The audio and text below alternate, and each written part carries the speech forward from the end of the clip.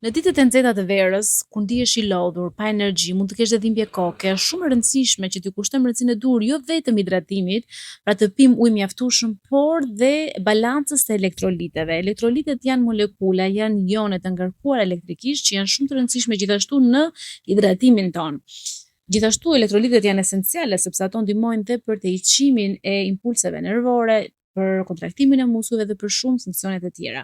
Sot unë dua të ndaj me ju 3 elektrolitë shumë të rëndësishëm që duhet t'i mbani mend.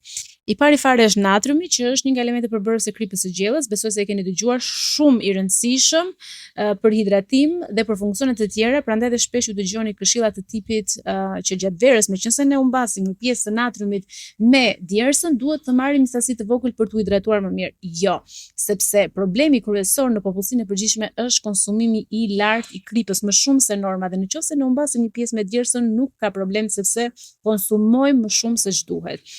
I dyti është kaliumi, shumë i rëndësishëm sepse kaliumi, ndryshe nga natriumi që në nivele të larta rrit tensionin, kaliumi në nivele të larta ka efekt të kundër, pra e ul tensionin dhe ndikon gjithashtu dhe në relaksimin e mureve arteriale. Shumë i rëndësishëm të mbahet balanca e dur e natriumit dhe kaliumit, pasi kemi dhe kanalet dhe pompat natrium-kalium që janë shumë të rëndësishëm për tejqimin e impulseve nervore, për kontraktimin e muskujve dhe funksionin kardiovaskular.